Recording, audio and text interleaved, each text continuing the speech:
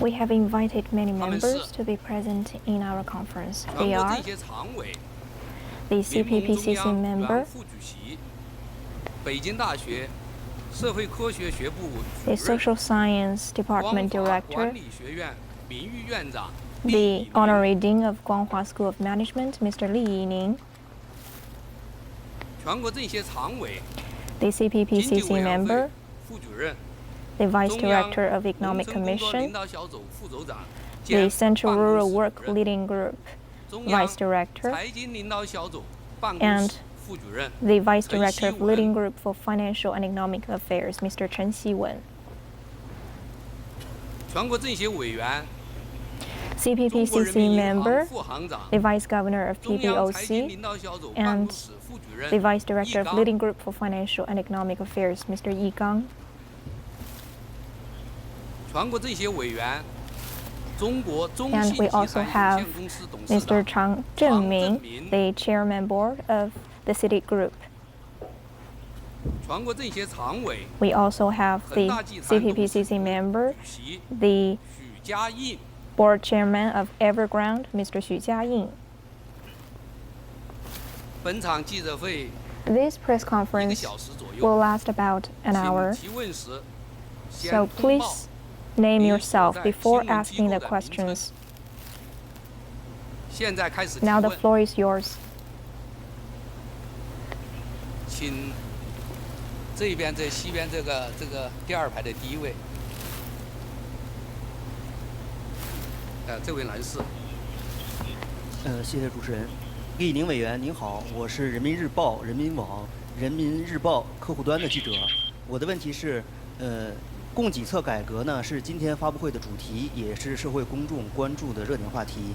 那么，请问在提高供给侧供给系统质量与效率的同时，怎样做好加减法？在操作过程中可能会遇到哪些方面的难点？谢谢。 My question goes to Mr. Li Yining. I'm with People's Daily and its affiliated website.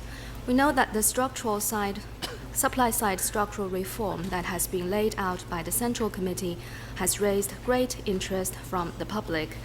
I'm wondering, while we are doing reform on the supply side, ensuring the quality and efficiency of supply, how can we address the difficulties and challenges that we may come across in the reform? It is fair to say that from the perspective of economic growth, we can make some efforts both on the supply and demand side. Based on the current condition, why do we stress starting from the supply side by doing the structural reforms? That is basically because of the current situation, because only in this way can we better develop Chinese economy. You mentioned about difficulties. Surely we have them. And basically we have two difficult situations.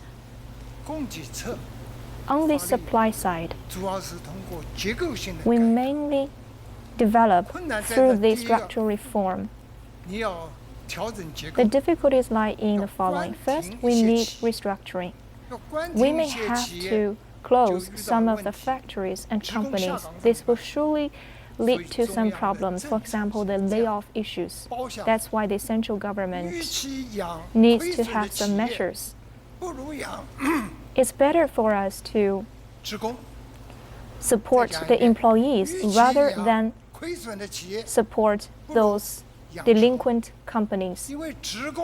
Because we know that when the employees have some arrangement for their lives, through training, they can return to the workforce.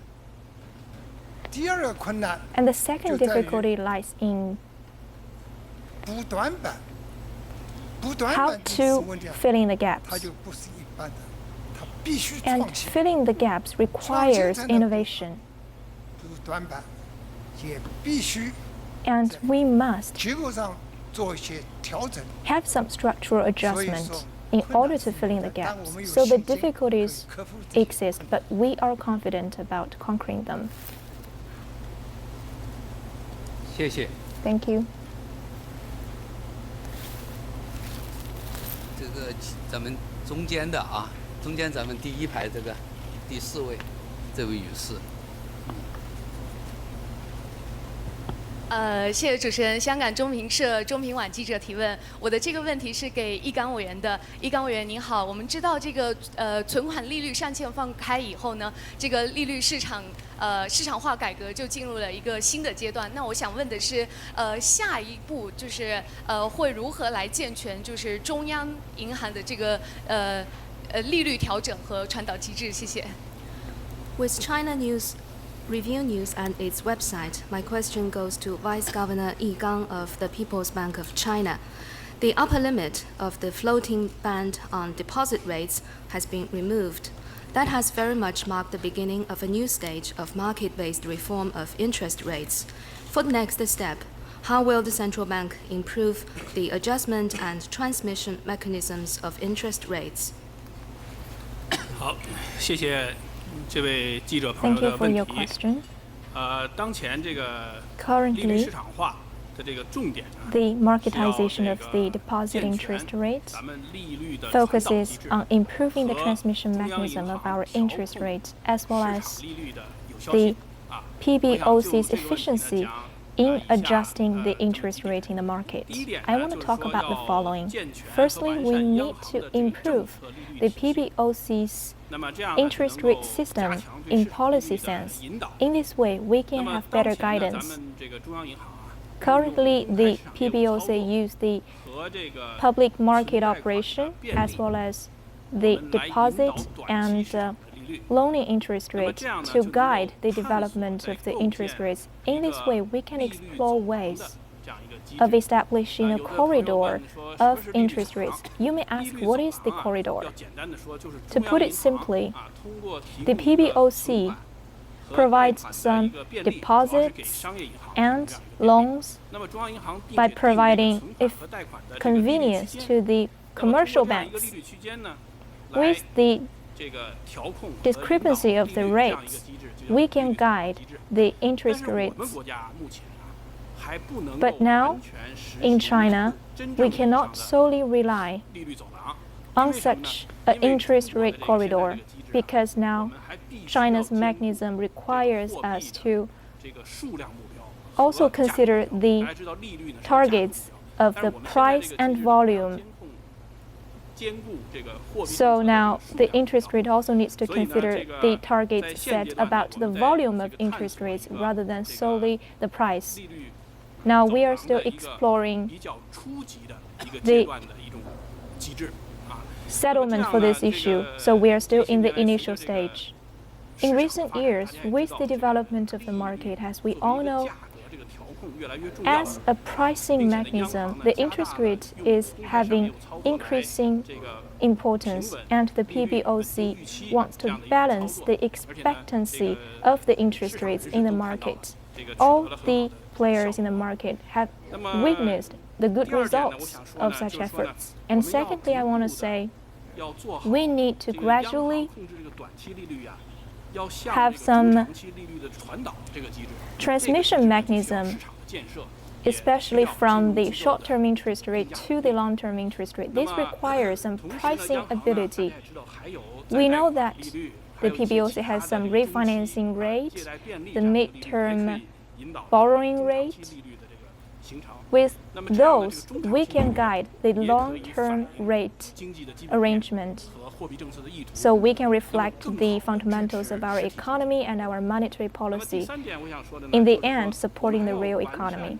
And thirdly, to improve the marketization of the interest rate, we also need to have some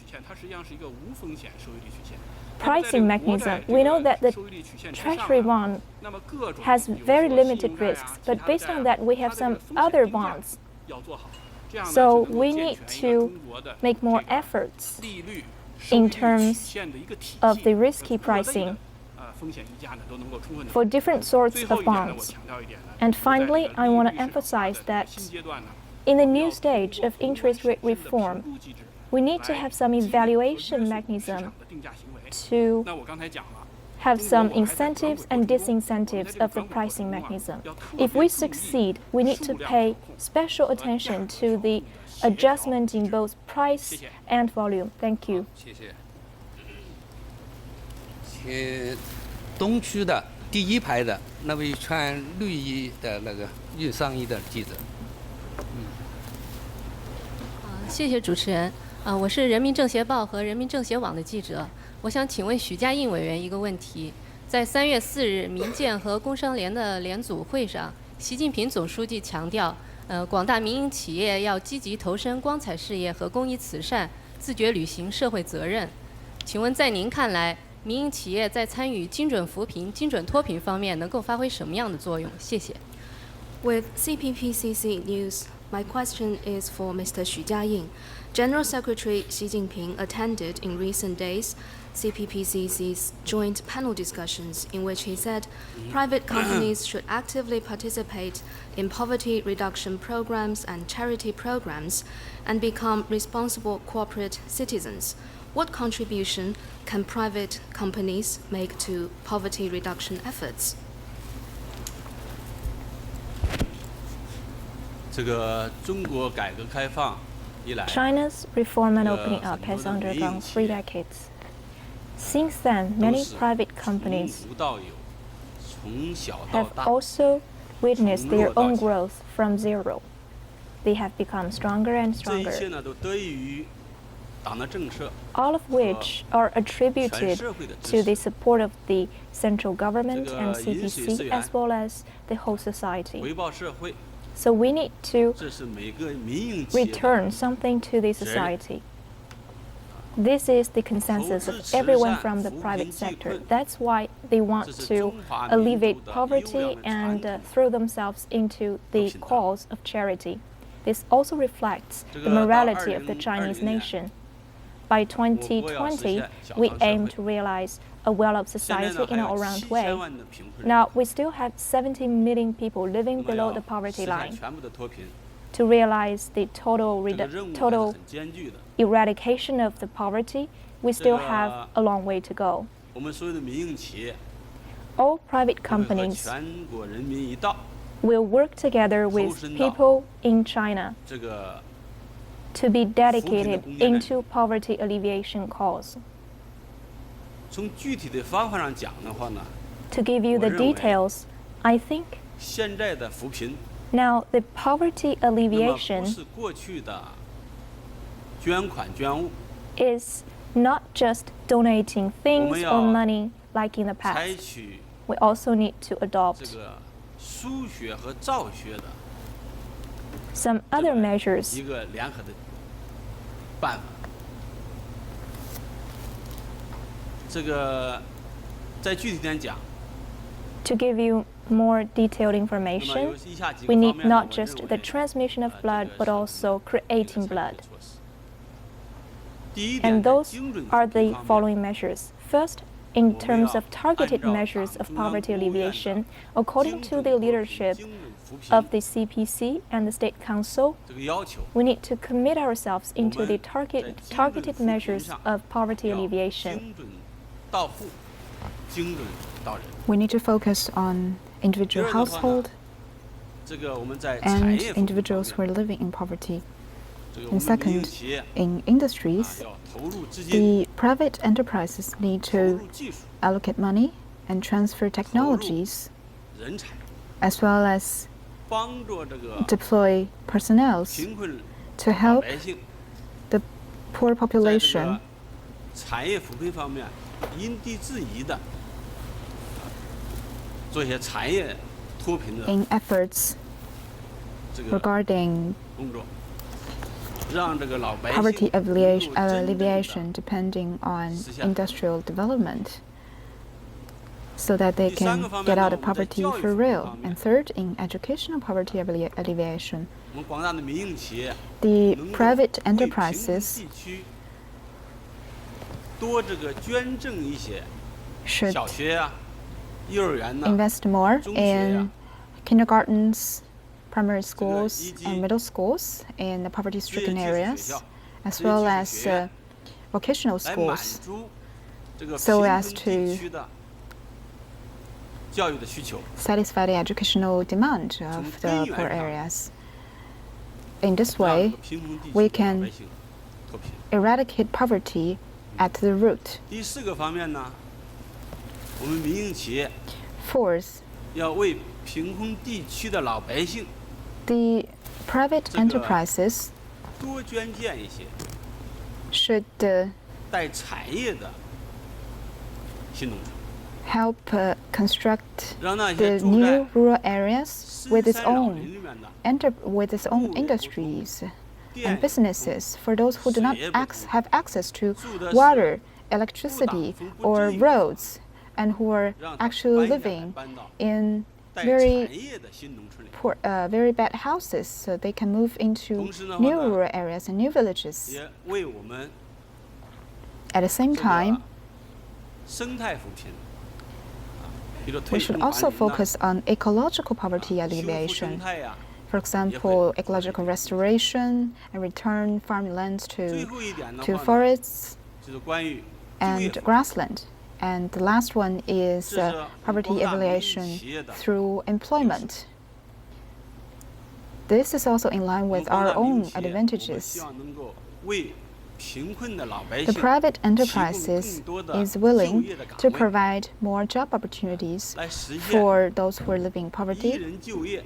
so that if 全 one 家 person 脱 is employed, the whole family can get out of 总之一句 poverty. 话， All in all, 这个我们广大民营企业 the 会和 private 全国人民一 enterprises 道 will join the national efforts 打好 in 这个脱贫的 the 红线带， efforts to reduce poverty 贫困的老百姓 so that the poor population 能够早日的脱贫， can 能 get 够 out of their 早日地 situation 过 as 上 soon as 幸福的生 possible 活。 and live a 谢谢 better 大家。 a better off life.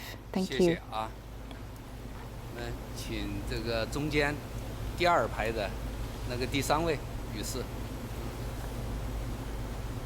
谢谢主持人。我是光明日报光明融媒体记者，提问陈希文委员。陈希文委员您好，我国粮食产量连续多年增长，同时我国粮食进口也在增加。那么我们就想请问，我国的粮食到底是多了还是少了？ With Guangming Daily, my question is for Mr. Chen Xiwen. The output of food crops has continued to grow in recent years, so has our import of food. Do we have too much or insufficient food crops in China?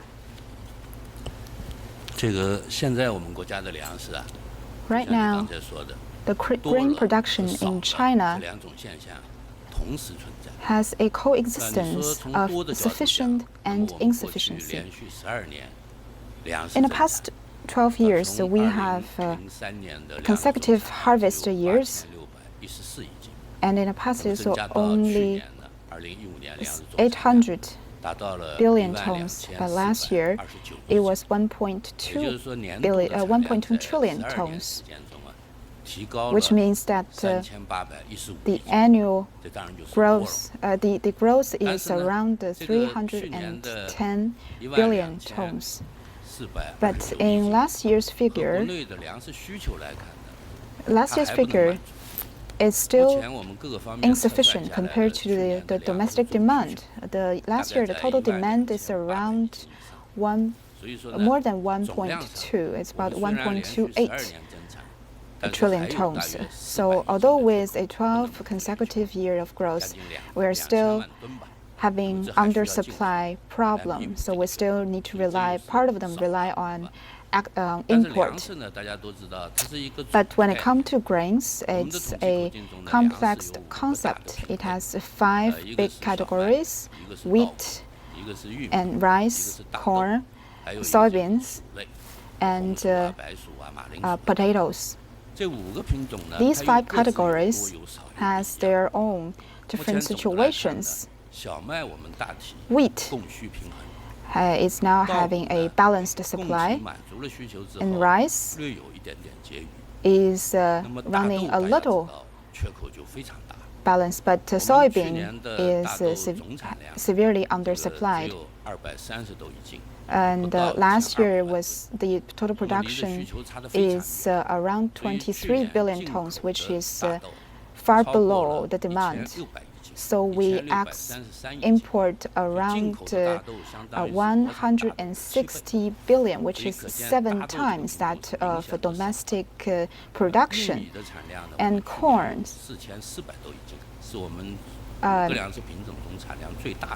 has the biggest production of all grain products. It was around 144 billion, which is have a little bit of oversupply.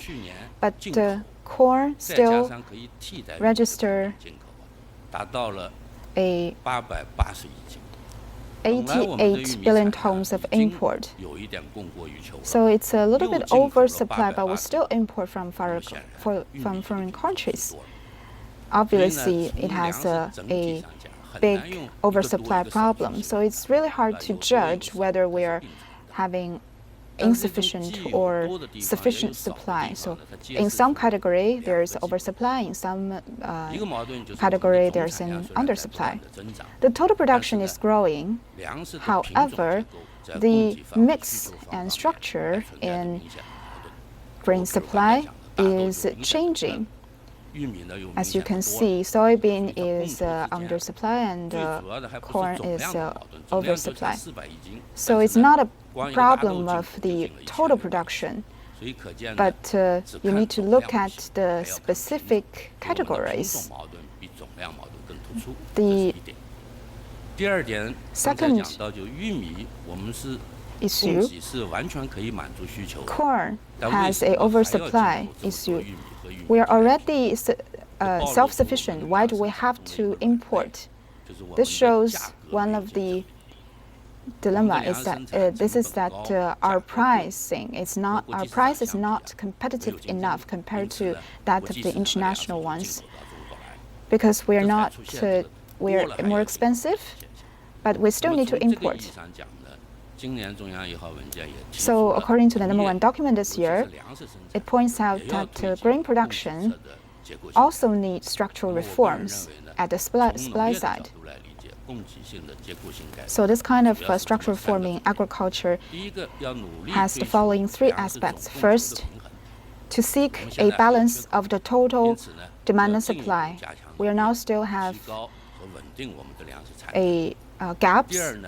So we need to improve the production. And second is that to reach a balance in all of these categories so as to better meet demand. And third, with enough supply in all of these categories, if your price is not competitive enough, you will still need to have to import from foreign countries.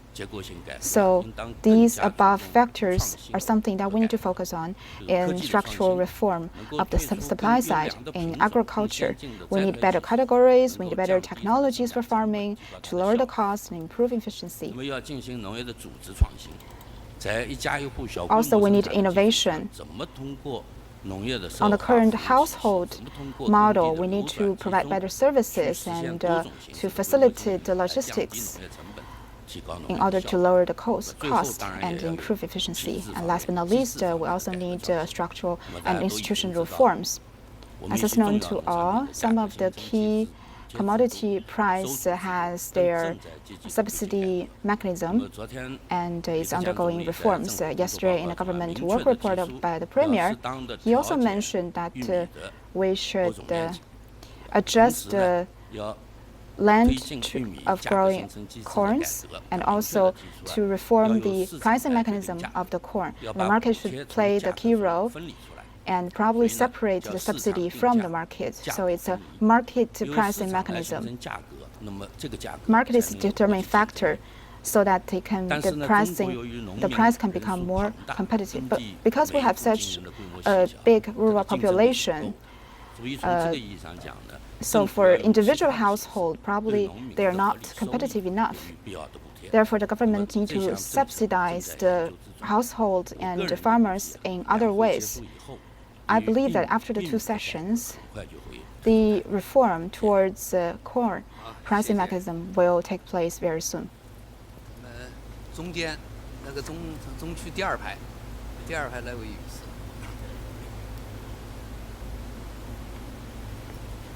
好，谢谢主持人，我是澳门澳亚卫视的记者。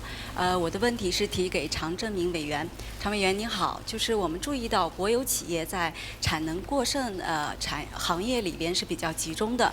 那么在您看来，国有企业是怎么来推进这个供给侧结构性改革？谢谢。With Macau Asia Satellite Television, I have a question for Mr. Chang Zhengming.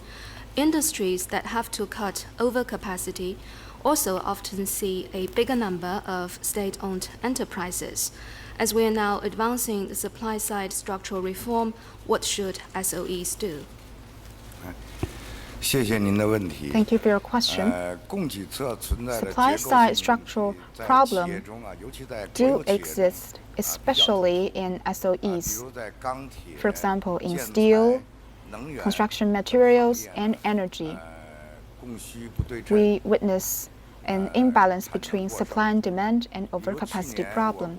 Last year, for example, the total steel production is around 800 million tons. So the price of steel is dropping. A lot of enterprises is suffering from losses. And all of these enterprises, they're running debt. A lot of them are SOEs.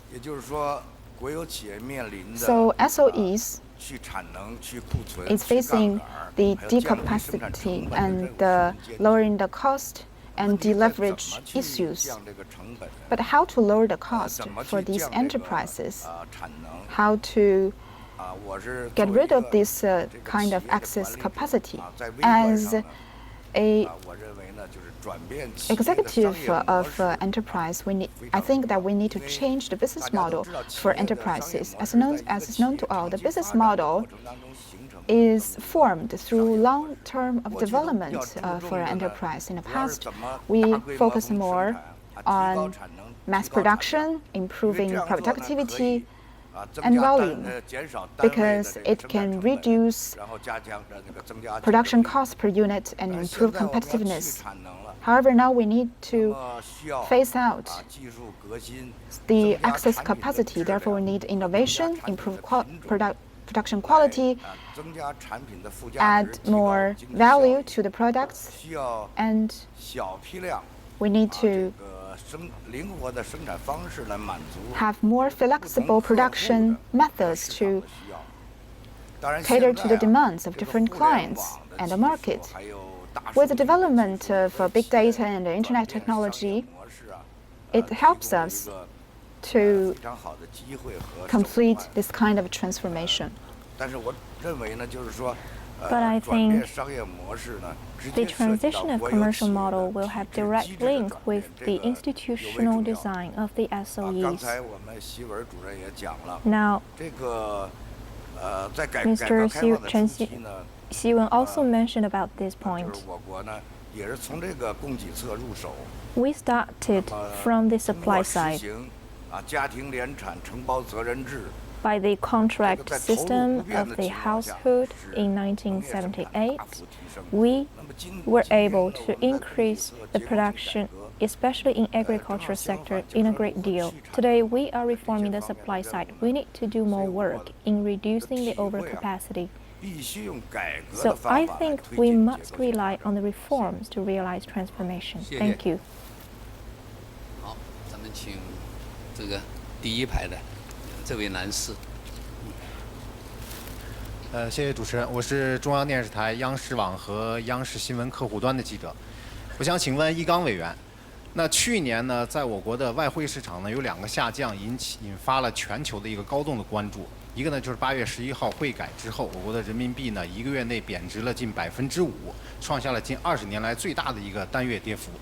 那与此同时呢，我国的外汇储备呢从14年高点时候的3.99万亿美元下降到了去年底的3.3万亿。那因此呢，就有媒体分析说，央行呢动用了大量的外汇储备去维稳人民币汇率。对此呢，不知道您作何评价？如果人民币贬值的预期形成一个共识，大家呢都去购买外汇、持有外汇，那我国的外汇储备还能否保持在一个合理的规模？谢谢。With CCTV and CNTV, my question is for Vice Governor Yi Gang of the People's Bank of China. There has been some noticeable changes in China's foreign exchange reserve during the past half a year. The first major change is a reduction or the depreciation of RMB of nearly 5% in almost 1 month's time after the announcement of foreign exchange mechanism reform on 11th of August last year, and the other reduction is the decline of China's foreign exchange reserve, which has dropped from 3.99 trillion to almost 3.3 trillion. Well, if this has led people to anticipate RMB depreciation, will they buy a large amount of foreign currencies? If that becomes the case, can we still ensure that we have a reasonable size of foreign exchange reserve? Thank you. Your question mainly covers two parts. One is the reduction of foreign exchange reserve, and the second part is about the anticipation of RMB exchange rate. First, I want to answer the first part. We know that China has the highest foreign exchange reserve in the world. Compared to the second, Japan, which has only about 1 trillion, we have as high as 4 trillion foreign exchange reserve. By the end of last year, that number was 3.3 trillion. Actually, the rapid transition happened during the past decade. I can give you numbers. In the end of 2002, that number was less than 300 billion. But then it increased to 3.99 trillion. We know there is some accumulation, and of course, there is some capital flow. If the capital outflows, this is natural for us to anticipate. We know that the economic cycle has seen some certain reduction of foreign exchange reserve. This is within our expectation. But how much has it declined? As you have mentioned, last year the foreign exchange reserve, compared to the end of 2014, reduced by $500 million.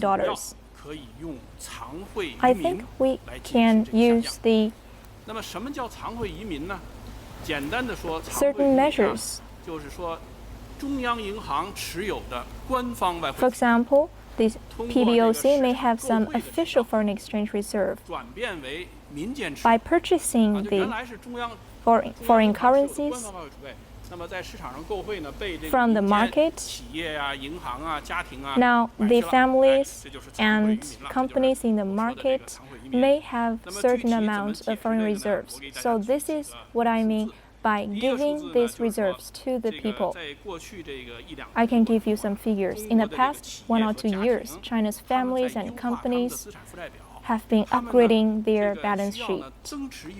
They need to increase the reserve of the dollars and to pay certain debts in dollars.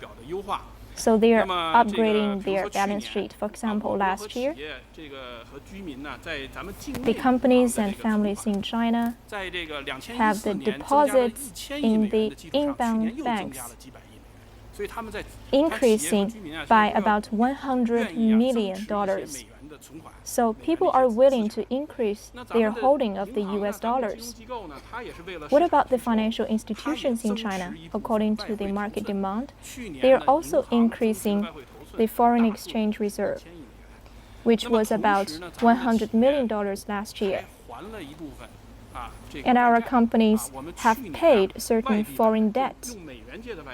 Last year, our foreign debt in dollars have been reduced by about 100 million as well.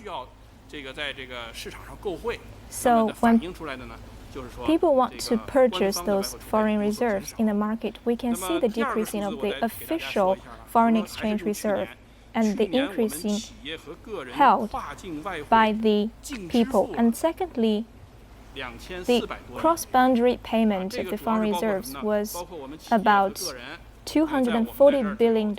This means that some of you present here who are entrepreneurs may have seen some direct investment overseas, whether in securities or in the form of tourism or studying abroad. The decreasing of some part of the foreign exchange reserve is due to the appreciation of US dollars. For example, last year, the US dollar appreciated by 9%. We know that in China, the foreign exchange reserve is rather scattered in different currencies. For those non-dollar assets which are transferred into dollars, that part was shrinking. So this is not the outflow of the foreign reserves, but rather the decreasing due to the foreign exchange rate change. But of course, we cannot say that there was some capital outflow in the process. But in general, the figures I gave you may be the reserves, and some are the flexible numbers. But in general, we can see that most of the figures of foreign exchange reserve can be interpreted by the efforts of the government in giving the foreign reserves to the people, because we know the improvement of the balance sheet by families and companies will allow the foreign exchange rate to return to the normal rate. But when we are considering the second part of your question, the anticipation of RMB exchange rate, I believe it will maintain within a reasonable range. This is said based on a basket of currencies. We know that RMB doesn't have the foundation for the continuous depreciation. Let me give you some reasons. First, China's economy is maintaining mid and high speed of growth. This is also the case. China's productivity is also climbing step by step. And secondly, China's trade, especially in goods, are also developing smoothly. Our ODI and FDI are also steadily increasing. And thirdly, we have sufficient foreign exchange reserves. So from the mid and long term, I think RMB exchange rate will return to the proper level within a steady rate. Thank you. 请这个西区的第3排那位女士，穿白衣服的。谢谢主持人，我是广东广播电视台的记者。我想请问厉以宁委员，当前中国经济增速正在放缓，那么2016年的经济形势是否会有所好转？政府又应该会采取哪些措施来稳增长、调结构，保持经济运行在合理的区间？谢谢。 I'm with Guangdong Radio and Television. My question is for Professor Li Yining. We know that China's GDP growth has moderated, and will we expect the situation to improve in 2016? What will be the measures adopted to stabilize growth and adjust the economy? And how would you see the proper range for China's economic growth?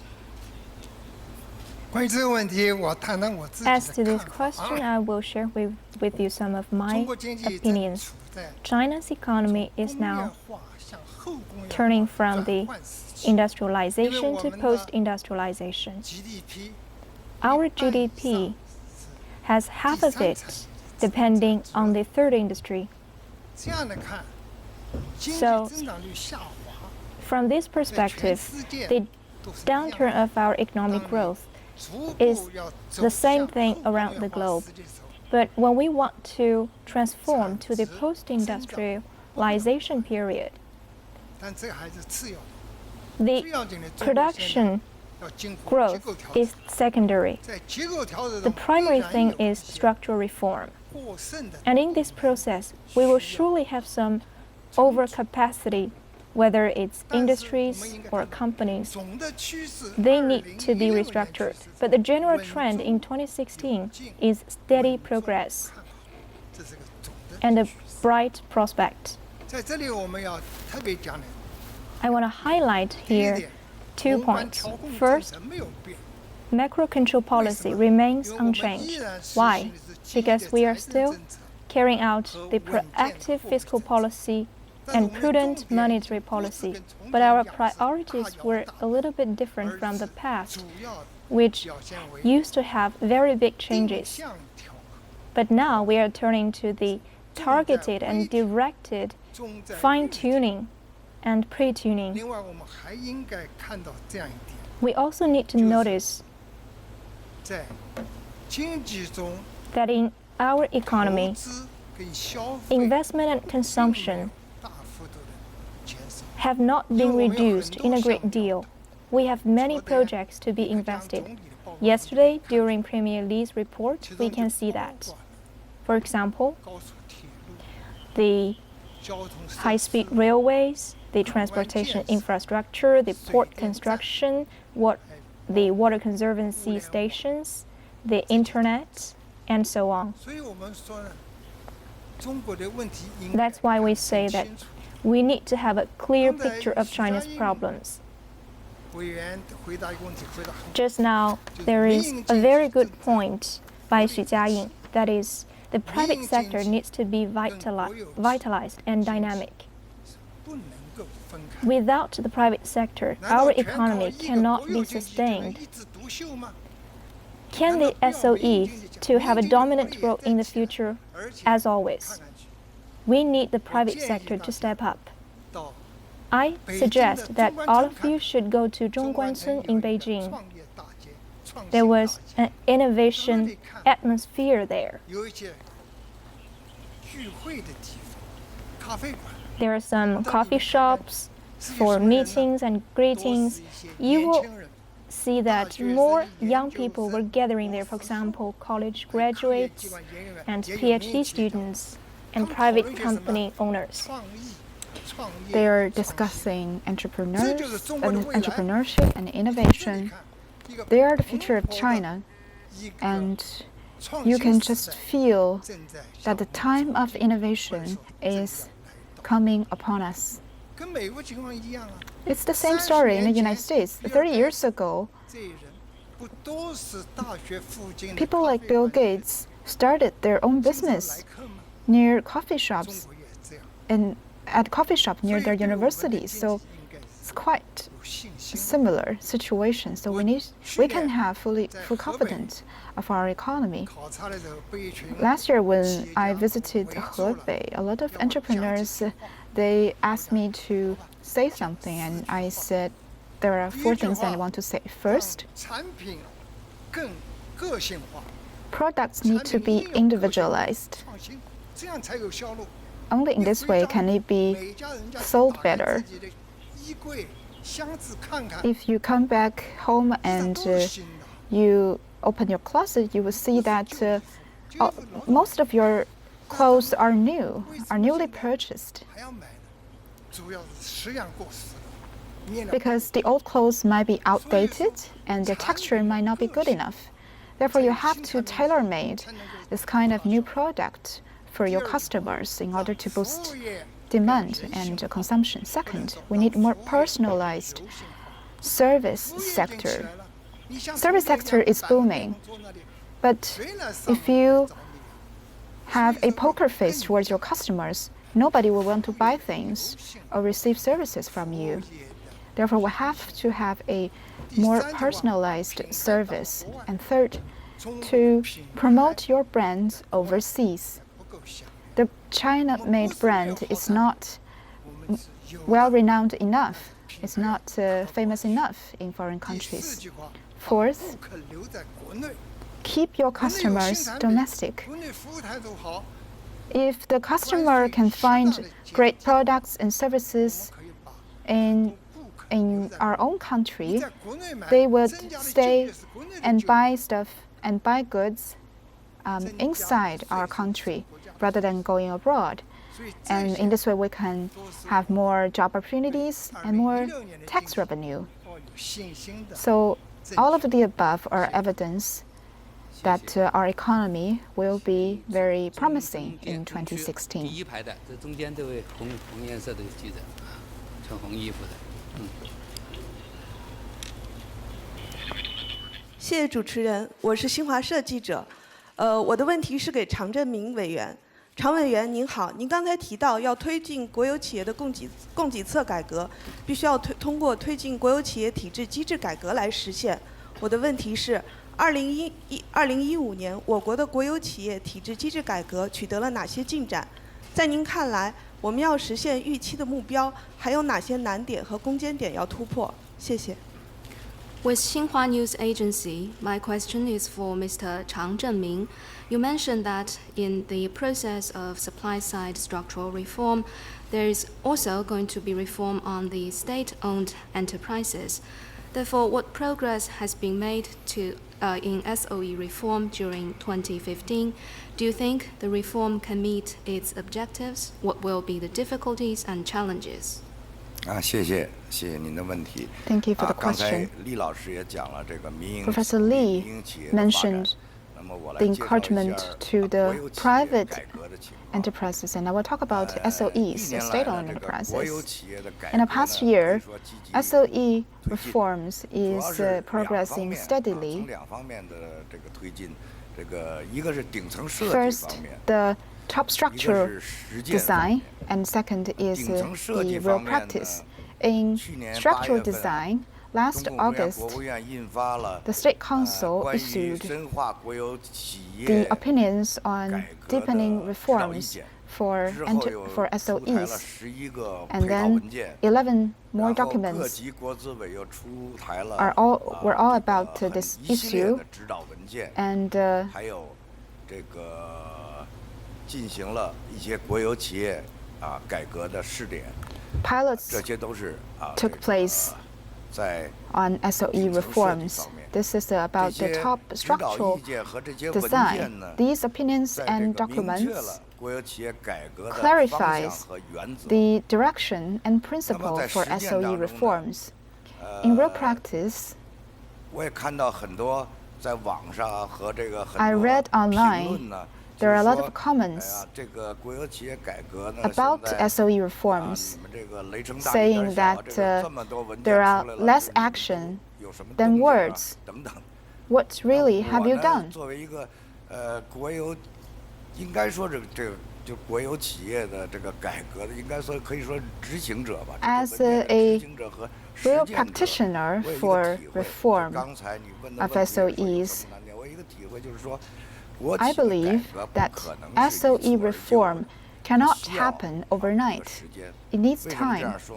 从整体来看 Overall speaking, 这个每个企业啊都 each enterprise have various situations. They're quite different from each other. 这个所处的历史不同， Any enterprise, the SOEs especially, is different from the other enterprises.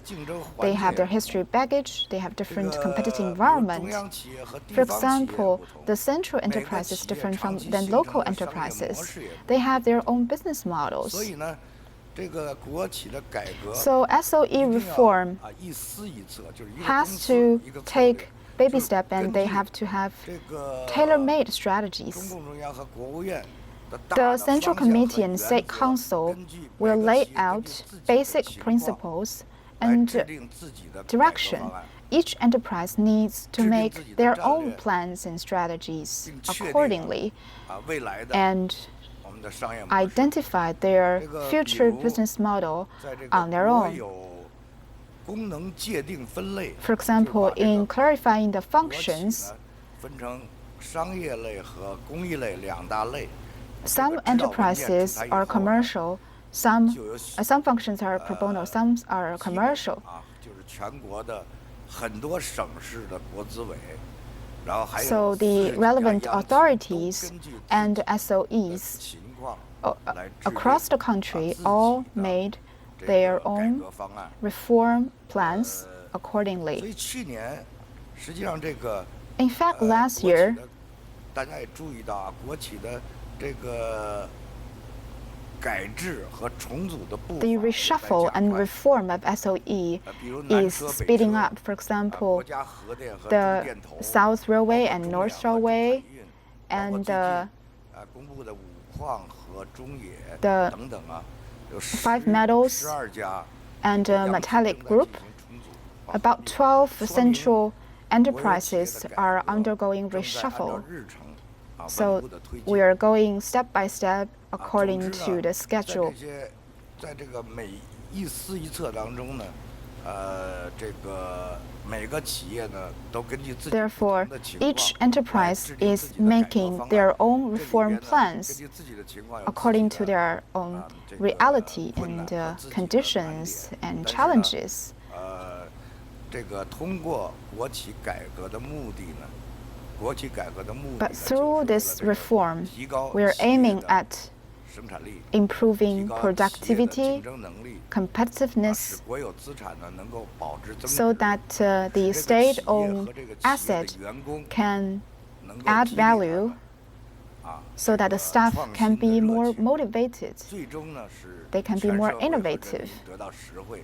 At the end, it is the people and the society that will benefit from this effort. I believe that SOE will surely realize their reforming targets. Thank you. 请东区第2排的那位女士，第1位。您好，我是中国国际广播电台的记者。我的问题是提给陈希文委员的。我们知道转基因食品的这个安全问题一直是公众和舆论非常关心的一个问题。我也知道您在去年参加了这个政协组织的有关转基因农产品的双周协商的座谈会，请问您对这个问题的看法？谢谢。With China Radio International, I have a question for Mr. Chen Xiwen. The safety of genetically modified food, or GM food, has always been a question of public interest. Last year, you attended the CPPCC's bi-weekly discussion, specifically devoted to the opportunities and risks of GM agro products. What is your take on this matter? 好的，这个农业转基因育种技术啊。GM seeding technology is a newborn concept. The GM agricultural products has undergone 20 years of development, but the public is not very familiar with it, and they have a lot of questions and concerns about it. I think it's very normal because people are concerned with its effect and impact on the health of people if you eat this kind of GM food. The CPPCC is well aware of your concern. So last year, we organized a lot of CPPCC members to carry out field study and investigation group in our country and go abroad to closely look at this technology under the leadership of Mr. Yu Zhengsheng. We carried out a meeting dedicated to this topic. So we gathered experts who are for and against GM food, and some consensus had been reached. So if you look closely, the #1 document issued earlier this year, it incorporated part of the research result of last year's meeting. First, we need to further strengthen the R&D of GM food and prudently promote the development of GM food. So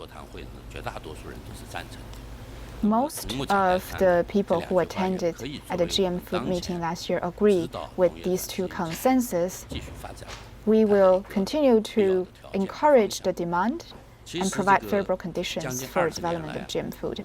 Over the past 20 years, I believe the government has a very clear principle for GM food and technology. The first principle is that GM technology is an important and most advanced technology of bioscience and life science. So we can't afford to overlook this area of technology.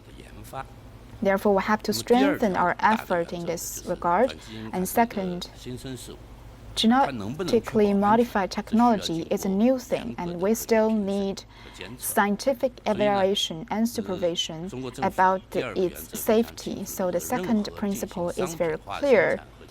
Any product that will be commercialized and go into mass production has to undergo very severe scientific tests. Now we authorize part of the only two technology that it can be genetically modified. One is papaya and the other is cotton. And there are a lot of discussions and rumors about all kinds of vegetables that are genetically modified. Some even say that the purple potato is part of GM food, but which is not true. So if a kind of type of food is authorized, it can be said that it is totally safe for human health. And third, the public needs to be fully aware of the technology that is behind this product.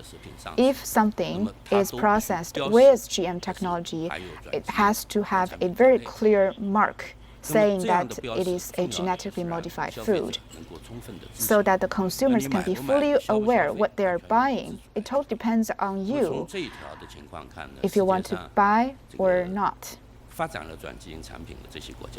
A lot of countries are developing GM technology. Some of them do it without a clear mark on the products.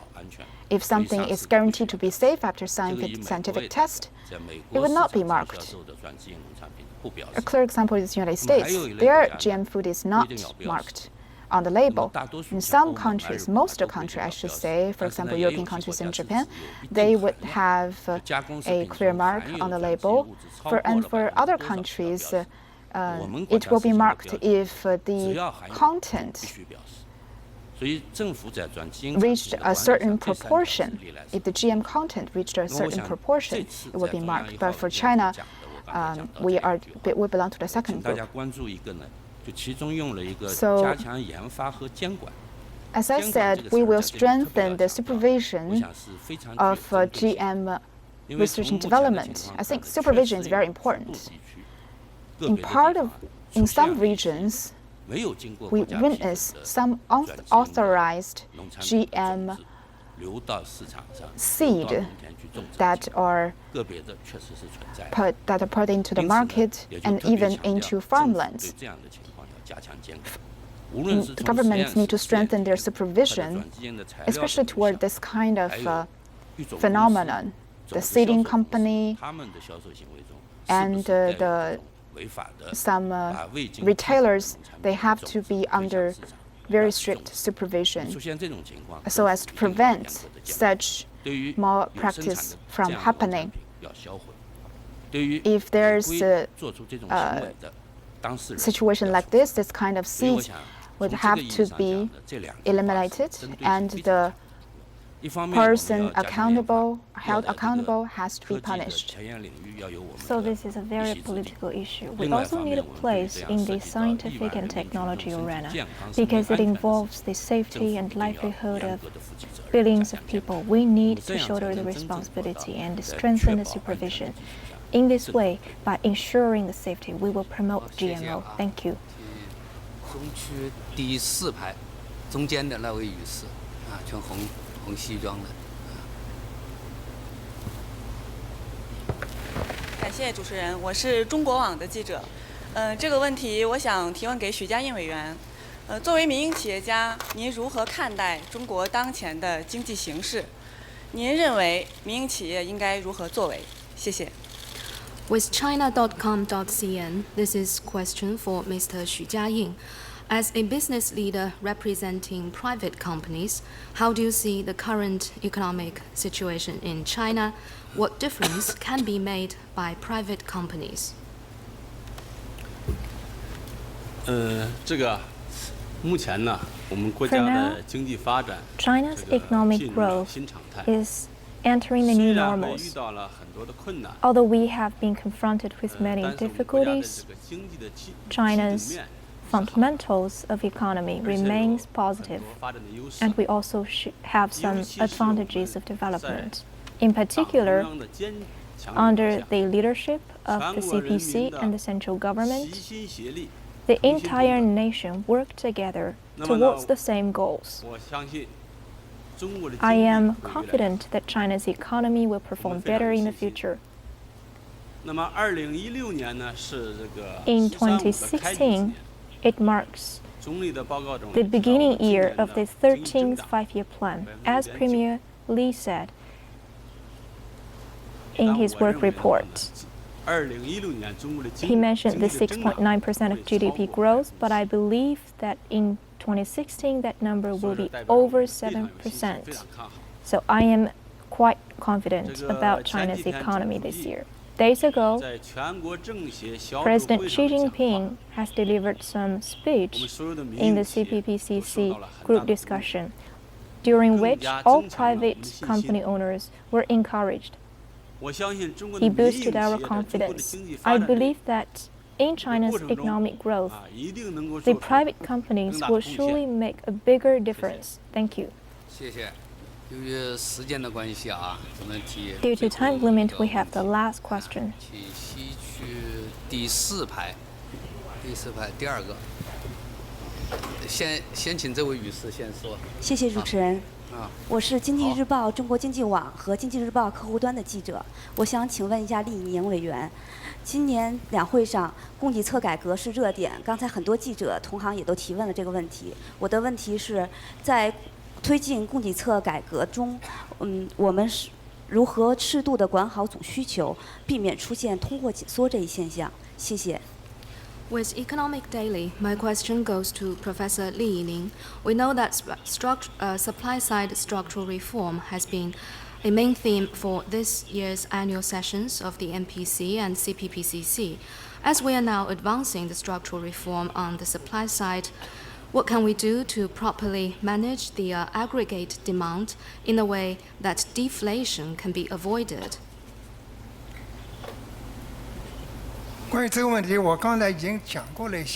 I touched upon this issue just now, so I will add some more new information.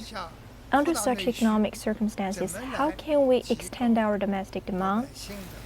And how do we enhance the willingness of the common people to increase consumption? This is a very essential issue. We are now already introducing the new urbanization. Urbanization has undergone years of efforts, but now why did we introduce the new type of urbanization? That is to say, we center on people. Today, China is also doing the reform of the household registration. We are issuing the residence certificates to people so that more migrant workers and their family members can be integrated into the urban lives. This is a very big thing in China now. In this process, how can we make a difference? How can we attract those migrant workers to the urban areas and retain them by providing housing? Now, people from different circles of lives are reforming the shanty towns, establishing the affordable houses. Why did we do that? We aim to provide them with homes after entering the urban areas, and that their children can go to schools and that their spouses can avoid being separated from them, and their older family members could have access to medical care. All of those efforts are very important ways for us to improve people's livelihood and for China to continue to extend our domestic demand. Just now, you have issued this question. My suggestion is for you to go to the different localities since I've just been there. For example, the hometown of Deng Xiaoping, Guang'an, Sichuan province. In many counties of Guang'an, the countryside were different from before. They have built many new houses. Those farmers have enjoyed improvement of those houses. And you can also go to many places in Zhejiang province. The farmers locally have registered for their land, after which they will feel reassured. The contract of those land provides them with the operation rights to the land, and their houses established in those land could also provide them with the rights. When we enter those villages, we can see one thing. We can see the fireworkers left on the ground. They have celebrated with this. People are happy because now they have the property rights. And such property rights are the basis of future Chinese economic development because they will enhance consumption. When I went to other places, this is also the case. So, improving people's well-being in China and extending the domestic demand have direct links with our efforts of deepening reform. Thank you. Today, since we don't have journalists from abroad asking questions yet, so now I will give the last question to the foreign friend in the second row. 对，好，就请他。谢谢主持人。我是英国金融时报的吴家波。我的问题是提给易纲副行长。外国投资者很关注那个中国外汇储备的情况，然后还有一个比较关键的问题就是，大家都想知道外汇储备的那个资产组合。 也特别想知道那个一些可能流动性没那么好的资产，是不是就是包括在官方外汇储备数据里面，比如说国外房地产啊，或者是一些私募股权基金的投资，或者一些就是非上市公司的股权。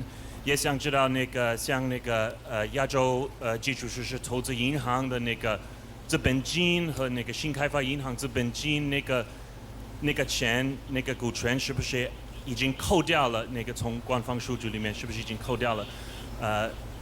谢谢你的评论。With Financial Times,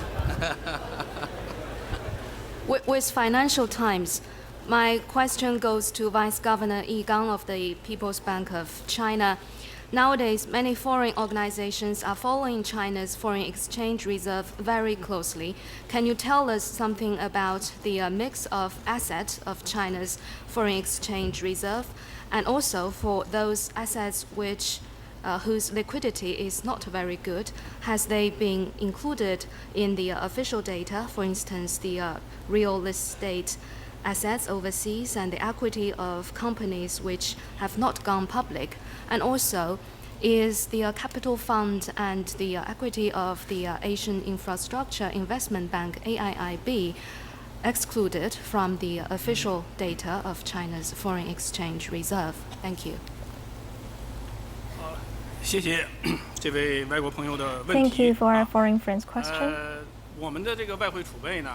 China's foreign exchange reserve is calculated according to the security, liquidity, the profitability. So, I stress a lot about liquidity. First, as to the composition of the foreign exchange reserve, they are quite diversified. We have dollars, we have euros, we have yens, pounds. We also have the currencies of many developing countries. These are gathered according to some optimized proportions. When you are concerned about the assets portfolio, you may refer to China's trade structure. China is a trade powerhouse. You can also refer to China's investment structure, since we have investment in many places in the world. You can also pay attention to China's payment structure. When Chinese citizens buy things, how do they pay those things overseas? So, according to the investment structure and China's people's payment currencies, you will have a better understanding of China's foreign exchange reserve structure, because it is based on those.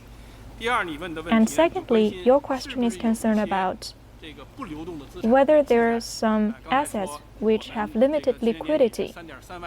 For example, last year, that number was 3.3 trillion, and we still have 3.2 trillion of US dollars, which might not be excluded. I can tell you that those that have very limited liquidity, they have been excluded from the official data of foreign exchange reserve. For example, the stock equity, which have no liquidity, or the injection of investment, they have all been excluded of foreign exchange reserve. So liquidity is a very solid standard. And we strictly do this liquidity according to the IMF standards. So now, the foreign exchange reserve data we have published, they conform to the liquidity standards. For those assets which don't conform to these standards, they are excluded. In the future, we will continue to stick to these security, profitability, and liquidity principles to have our asset portfolio. Thank you. This is the end of the press conference. Thank you for your attention.